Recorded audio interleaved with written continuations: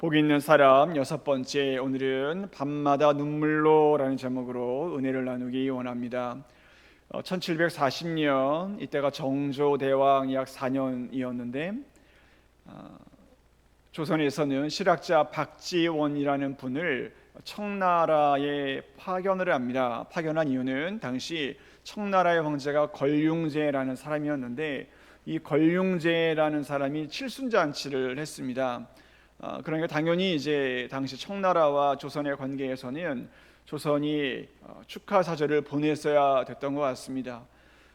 실학자 박지원이 북경을 다녀오면서 뭔가를 하나 일기를 씁니다. 그 일기가 유명한 열하일기라는 것인데, 그 열하일기를 보면 이런 장면이 나옵니다. 중국을 이렇게 돌아보고 돌아온 이 박지원이 웁니다. 통곡을 합니다. 왜 통곡을 했을까? 우리나라는 아시겠지만 국토의 70%가 산 아닙니까? 그런데 중국에 갔더니 끝도 없이 펼쳐진 땅을 보고 돌아온 겁니다. 그러니까 발전된 문명도 문명이지만 끝없이 펼쳐져 있는 평지를 보면서 우리나라 조선에 오니까 너무 또 땅이 좁기도 하고 그런 게 마음이 좀 힘들었나 봐요, 박지원 씨가요. 그래서 상당히 웁니다. 운 이유는 뭐냐면 그냥 단순히 땅이 적어서가 아니라, 우린 왜 이렇게 사고가 갇혀 있을까? 왜 우리는 과거에 얽매여 가지고 앞으로 나가지 못할까? 왜 우리는 유교라는 관습에 꽉 이렇게 묶여져 있어가지고, 그 사람이 실학자잖아요. 왜 우리는 실학을 하지 못하고 옛날에 매여가지고 이렇게 많은 사람들을 고통스럽게 해야 되나? 이런 마음이 막 울분으로 막 가득 찼었던 것 같습니다. 그래서 막 웁니다. 그리고 그 장소를 호곡장 이렇게 부릅니다. 그러니까 목 놓아 눈물을 흘렸던 장소란 뜻이 됩니다. 자, 오늘 본문을 보시면 이렇게 됩니다. 자, 6절 보십시오. 성경 원문으로 읽어드립니다. 저는 울다가 지쳐버렸습니다. 밤마다 침상을 눈물로 적시고 저의 잠자리는 눈물바다가 되었습니다. 이렇게 고백합니다. 왜 다윗이 울었을까요? 너무 많이 울어가지고 자신의 잠자리가 눈물바다가 됐다. 물론 비유지만 이렇게 울었다는 겁니다. 왜 이렇게 울었을까? 어떤 신학자들은 죄를 많이 져가지고 이렇게 하나님 앞에 심판을 받으니까 고통스러워가지고 이렇게 우는 거다, 이렇게 설명도 합니다. 물론 뭐 일리는 있지만 죄와 심판에 대한 내용으로 시편 6편을 보면 너무 이거 작게 보는 것이고, 그렇게 보면 이게 나중에 해석이 안 됩니다. 이 부분이요. 그렇게 해석할 것이 아니라 호곡장과 유사하다고 보시면 됩니다. 하나님의 전능하심과 하나님의 광대하심과 하나님의 놀라우신 은혜, 나를 너무나 사랑하시는 그 사랑, 물론 내 죄도 있지만 이 죄인임에도 불구하고 나를 끔찍히 아껴주시고 사랑하시는 그 놀랍고 크신 사랑, 그 사랑을 만나게 되면 울 수밖에 없고 눈물을 흘릴 수밖에 없는 그 호곡장이 된다는 것입니다. 그래서 오늘 이 본문을 보시면 다윗이 하나님 앞에 눈물로 간구하고 있습니다.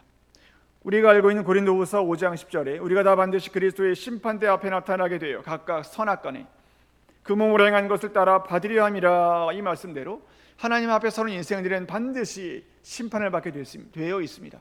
그런데 그 심판 앞에 예수님을 만나게 되면 삽니다. 그래서 예수님을 만난 베드로가 누가복음 5장 8절에 주여 나를 떠나소서 나는 죄인이로소이다, 이렇게 말씀드리지 않습니까? 그러니까 죄인들은 전능하신 주님을 만나게 되면 내 죄가 다 드러나기 때문에 엎드릴 수밖에 없는 것이고, 이 놀라우신 주님의 역사하심에 눈물 지을 수밖에 없게 되는 것입니다. 자, 시편 6편의 표제를 잘 보십시오. 모든 시편은 표제가 상당히 중요한데, 표제를 보시면 다윗의 시 인도자를 따라 현악 8째 줄에 맞춘 노래, 이렇게 되어 있습니다. 현악 8째 줄, 이게 중요한데, 이것은 NIV 영어 성경에서는 시미닛이라고 부릅니다. 그러니까 시미닛에 맞춘 노래, 이렇게 부르는데, 이 시미닛이라는 단어는 뭐냐면 낮은 음역대를 의미하고 있습니다. 그러니까 낮은 음역대로 하나님 앞에 간구하고 하나님 앞에 눈물로 기도하고 찬송하는 시편이 바로 스미닛에 맞춘 노래, 8번째 음에 맞춘 노래입니다. 시편 6편과 12편이 스미닛에 맞춘 노래입니다. 그러면 이 스미닛과 반대되는 시편은 뭐냐면 알라못이라는 게 있습니다. 이 알라못에 맞춘 노래가 있습니다. 이 알라못에 맞춘 노래는 높은 음역대를 의미합니다. 이거 좀 더 기쁘고 뭔가 이렇게 찬양하는데 좀 더 감격스러운 음역으로 드리는 것이 바로 알라못에 맞춘 노래가 되고, 시편 46편이 알라못에 맞춘 노래가 됩니다. 여하튼 오늘 우리가 보는 이 본문의 내용은 스미닛에 맞춘 노래, 즉 하나님 앞에 다윗이 통곡을 하면서 낮은 음역대로 하나님 앞에 간구하는, 조용히 주님 앞에 엎드리면서 하나님 앞에 겸손한 마음으로 간구하는 그 찬양인데, 이 찬양이 왜 중요하냐면 진정으로 복 있는 사람은 이런 사람이구나. 너무나 삶이 힘들고 고통스럽지만은 우리가 주님 앞에 잠잠히 나아가고 믿음으로 주님 앞에 기도할 줄 아는 이런 눈물의 기도자들, 이런 사람들을 주님이 사랑하시고 이 사람들이야말로 복 있는 사람이구나, 이걸 우리들에게 보여주더라는 것입니다. 자, 그래서 이렇게 고백합니다. 1절에 여호와여 주의 분노로 나를 책망하지 마시오며 주의 진노로 나를 징계하지 마옵소서, 이렇게 시작을 합니다. 본문을 보시면 주님의 분노, 진노 앞에 견딜 수가 없다는 것입니다. 이 당시에 다윗에게 어떤 사건이 일어났는지 우리는 알 수가 없지만 다윗에게 뭔가 알 수 없는 영적인 두려움이 막 몰려온 겁니다. 예배 자리에서 광대하신 하나님을 그가 만나게 되고 두려움이 막 임재가 됐던 거예요, 본인에게. 우리에게도 여러분 가끔 그런 경험이 있지 않습니까? 갑자기 죽음의 공포가 막 밀려옵니다. 나 같은 죄인이 구원받을 수 있을까? 죽음 이후에 나는 심판대 앞에서 주님 나를 모른다 그러시면 어쩌나? 나는 지옥에 떨어진 건 아닐까? 나는 지옥 백성인데 예배드리는 흉내만 내고 있는 건 아닐까? 그리스도의 심판대 앞에 섰을 때 내가 정말 구원받을까? 이런 신앙생활의 두려움이 우리 모두에게는 임할 수가 있다는 것입니다. 사방으로 우겨싸움을 당하는 것 같고 내 기도는 응답되는 것 같지가 않고 뭔가 이렇게 헛된 모습으로 신앙생활하는 것 같은 그런 일들이 일어나게 되고 낙심하는데, 그 모습을 영혼의 밤 이렇게 부릅니다. 영혼의 밤. 여러분들, 이 영혼의 밤은요, 믿음이 없는 사람에게 나타나는 것이 아니라 오히려 믿음이 좋다고 생각하는 사람들에게 자주 나타납니다. 예를 들어 열왕기상 19장 4절에 엘리야 선지자가 로뎀나무 아래에서 너무나 지쳤습니다. 주님, 지금 내 생명을 거두어 주옵소서, 이렇게 기도합니다. 이사야 6장 5절 선지자 이사야가 하나님의 제단 앞에서 화로다 나여 망하게 되었도다, 나는 입술이 부정하다, 이렇게 말합니다. 하박국 선지자 하박국 1장 2절에 여호와여 내가 부르짖어도 주께서 듣지 아니하시니 어느 때까지리까? 내가 강포로 말미암아 외쳐도 주께서 구원하지 아니하시나이다, 이렇게 고백을 하고 있다는 겁니다. 여러분, 그러니까 성경의 내용을 우리가 잘 보면 믿음이 좋은 분들이 이렇게 영혼의 마음을 맞이한다는 겁니다. 어느 신학자가 이렇게 이야기한 걸 제가 들었는데요, 한국교회에서 가장 믿음이 좋은 성도님들은 수요 예배에 나오는 성도분들이래요. 여러분 이해하시겠어요? 가장 믿음이 좋은 분들은 수요 예배에 나오시는 분들, 그러니까 이 자리에 계시는 분들이 남산교회에서 가장 믿음이 좋으신 분들이라는 거예요. 그분들에 의하면. 아멘이 없는 거 보니까 겸손하게 가자니까 제가 뭐라고 말을 못하겠네요. 이런 분들이 영혼의 밤을 쉽게 맞이한다는 거예요. 이런 분들이 믿음 좋고 겸손하고 기도 많이 하는 분들이 영혼의 밤을 쉽게 맞이한다는 겁니다. 그래서 오늘 이 본문을 보시면 이렇게 다윗이 고백을 하는데 2절에서부터 7절까지의 이 구절을 제가 원문으로 읽어드릴 테니까 여러분 들어보십시오. 주님, 힘이 부치오니 저를 불쌍히 여기소서. 뼈 마디마디가 떨립니다. 저를 고쳐주소서. 제 마음은 걷잡을 수 없이 떨립니다. 주님께서는 언제까지 지체하시렵니까? 주님 돌아오소서. 저의 목숨을 구하소서. 주님의 자비로우심으로 살려주소서. 죽어서는 아무도 주님을 찬양하지 못합니다. 죽음의 나라에서는 누가 주님께 감사할 수 있겠습니까? 저는 울다가 지쳤습니다. 밤마다 침상을 눈물로 적시고 저의 잠자리는 눈물바다가 되었습니다. 울다 눈이 안 보이고 대적들 등살에 하도 울어서 눈이 침침합니다. 이런 말씀입니다. 삶의 고난, 마음의 상처, 생명의 위험, 자신의 죄, 이 모든 것들이 하나님 앞에 있으니까 눈물만 납니다. 고통만 스러운 겁니다. 너무 울어가지고 눈이 막 침침해져요. 그래서 여러분 5절을 보시면 이 당시에 다윗이 여러 상황으로 힘들어서 죽음까지도 생겼던 것 같습니다. 너무나 괴로워서 죽고 싶다, 이런 마음까지도 가졌던 것 같아요. 여러분, 우리가 이 장면에서 주목해야 될 부분은 바로 그 상황에서 다윗이 하나님을 찾았다는 것입니다. 그 극심한 아픔 속에서도 영혼의 밤이 찾아왔을 때에도 다윗은 하나님을 찾았다는 겁니다. 비록 내 더럽고 추악한 죄가 있고 우겨싸움을 당하는 아픔이 있고 원수들이 너무 많아가지고 그 등살에 못 이겨서 눈물이 나지만 그럼에도 주님을 찾고 주님을 만나고 싶다는 겁니다. 그러니까 주님 밖에는 소망이 없다는 것입니다. 8절에 악을 행하는 너희는 다 나를 떠나라. 여기서 너희는 누군지 모릅니다. 다윗을 힘들고 아프게 하는 사람일 수도 있고, 다윗이 하나님 앞에 기도하지 못하게 만드는 영적인 악함일 수도 있고, 다윗 자신일 수도 있는 것입니다. 중요한 것은 그 모든 너희들은 주님을 떠나라는 겁니다. 때문에 오늘 이 본문을 보면 지금 다윗은 갈급한 심령으로 하나님 앞에 간구하고 있는 겁니다. 나의 더러운 죄, 나의 모든 악함과 나를 힘들게 하는 모든 것들이 떠나라는 겁니다. 오직 나는 갈급한 심령을 가지고 주님 앞에 나오겠다는 것입니다. 그리고 하나님께서 내 기도에 귀를 기울이신다, 이걸 믿음으로 지금 확신을 합니다. 자, 8절 보시면 여호와께서 내 울음소리를 들으셨다. 9절에도 여호와께서 내 간구를 들으셨다, 즉 여호와께서 내 기도를 받으셨다라는 것입니다. 자, 사랑하는 성도 여러분, 이런 신앙인이 진정으로 복받은 사람 아닐까요?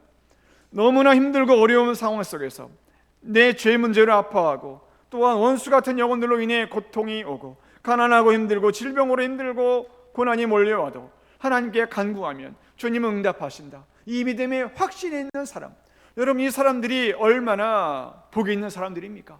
소망을 잃지 않은 신앙인, 그러한 신앙인들이 복을 받은 사람들이고 그 영혼들을 주님께서 사랑하신다는 것입니다. 여러분, 제가 오늘 이 말씀을 보면서 성경에 나오는 또 한 명의 사람을 묵상하게 되는데, 우리가 너무나 잘 알고 있는 창세기에 나오는 노아입니다. 이 노아가 살던 시대는 죄악이 가득했습니다. 창세기 6장 6절 이하에 보는 대로 땅 위에 사람 지으셨음을 하나님이 한탄하시고 마음에 근심하실 정도로 죄악이 세상에 가득했습니다. 그래서 하나님이 심판을 내리시지 않습니까? 그런데 창세기 6장 7절에 그러나 노아는 여호와께 은혜를 입었더라, 이렇게 말씀해요. 이 구절은 그러나 노아는 하나님의 마음에 들었다, 이런 뜻입니다. 노아가 하나님의 마음에 들었대요. 왜 하나님의 마음에 들었을까요? 창세기 6장 9절은 해답을 제시합니다. 노아는 의인이요 당대의 완전한 자라, 그는 하나님과 동행하였으며, 이렇게 말씀이 나옵니다. 하나님과 동행했대요. 이 하나님과 동행했다는 말은 하나님을 모시고 살았다라는 뜻이 됩니다. 하나님을 모시고 살았다, 늘 하나님을 의지하고 바라봤다는 것입니다. 죄악이 관영한 세대거든요. 다 죄인들이 있고 모두 다 악한 영혼들인데 노아는 하나님을 모시고 살았대요. 이 놀라운 말씀, 바로 그것이 오늘 이 본문에 나오는 다윗의 모습이라는 것입니다. 자, 그래서 7절에 보시면 모든 대적으로 인해 어두워졌습니다. 암흑이 찾아왔습니다. 대적들이 너무나 많고 그들의 괴롭힘이 심해가지고 눈이 침침합니다. 다윗도 노아처럼 그렇게 고통스러운 시절을 살았지만, 그러나 노아가 은혜를 입은 것처럼, 그러나 노아가 하나님을 모시고 산 것처럼 다윗도 하나님을 모시고 살았던 그런 신앙의 모습을 우리들에게 보여주고 있는 것입니다. 여러분, 물론 다윗은 완전한 사람이 아닙니다. 다윗도 죄인입니다. 그 죄가 시편 6편을 쓰게 한 중요한 이유도 됩니다. 1절에 나오는 대로 지은 죄가 많아가지고 주님께 책망받고 징계를 받을 때도 있다는 것입니다. 그럼에도 다윗은 회개할 줄 알고 하나님과 동행할 줄 알고 하나님을 모시고 살 줄 아는 그런 신앙인의 모습이었던 것입니다. 때문에 다윗의 신앙은요, 완전한 게 중요한 게 아니라 하나님의 뜻을 따르려고 했던 사람이었구나, 그걸 우리가 알 수가 있다는 것이고, 바로 그렇게 오직 하나님만을 따라가려는 그 사람이 복 있는 신앙인이라는 걸 오늘 이 시편 6편은 우리들에게 말씀하고 있다는 것입니다. 이 자리에 나오신 여러분, 우리는 노아가 방주에 들어간 걸 압니다. 하나님은 노아에게 구원의 은혜를 베풀어 주셨습니다. 다 심판을 받아도 노아의 가족은 방주에 들어가 살았습니다. 오늘 본문 8절 9절에도 그런 구절이 나오는데, 하나님 다윗의 기도를 들어주십니다. 기도를 들어주셨다는 이야기는 그 죄악이 관영했던 시대에도 하나님께서는 다윗의 기도를 응답해 주시고 그 사람을 축복하시고 그 사람을 통해 하나님의 역사가 이루어지게 하시고 마침내 다윗의 후손에서 우리 주 예수 그리스도가 나오게 하시는 그 은혜의 방주를 예비해 주셨다는 것입니다. 시편 20편 7절에 있는 말씀대로 어떤 사람은 병과 어떤 사람은 말을 의지하지만 하나님의 마음에 이 맞는 사람은 오직 하나님의 이름만을 자랑한다는 것입니다. 다윗이 바로 그 모습으로 살았다는 것입니다. 여러분, 지금도 우리 주님 그런 사람을 찾고 있습니다. 연약하고 힘들고 가난하고 병들어도 내 죄를 주님께 가지고 나오는 사람, 내 소망을 여호와 하나님께 나와 가지고 눈물로 간구할 줄 아는 사람, 그 눈물의 기도로 하나님 앞에 엎드리고 그 장소가 호국장으로 만들어갈 수 있는 그 사람, 그런 사람을 우리 주님은 찾으신다는 것입니다. 여러분, 원하기는 우리 가정과 우리 남산교회에 이러한 눈물로 주님 앞에 기도할 줄 아는 그런 영혼이 있기를 소망합니다. 느헤미야 8장에 보면 이스라엘 백성들이 예루살렘 성의 수문이라는 광장에 모입니다. 왜 모였을까? 어려운 일이 그 당시에 많았습니다. 이스라엘 백성들이 다시 예루살렘에 돌아와서 3차 귀환을 해서 성벽을 재건하고 성전도 다시 회복을 하고 예배도 다시 드리고 그랬지만 너무나 갈등이 많았습니다. 예루살렘에 살던 사람, 바벨론으로 떠났던 사람, 그리고 이방인과 결혼한 사람, 또 결혼하지 않은 사람, 서로 정죄하고 미워하고, 또 돈이 많은 사람, 가난한 사람, 신앙이 좋은 사람, 약한 사람, 여러 사람들이 막 함께 있어가지고 서로 싫어하고 미워하고 시기하고 질투하고 이런 갈등들이 너무나 많았던 겁니다.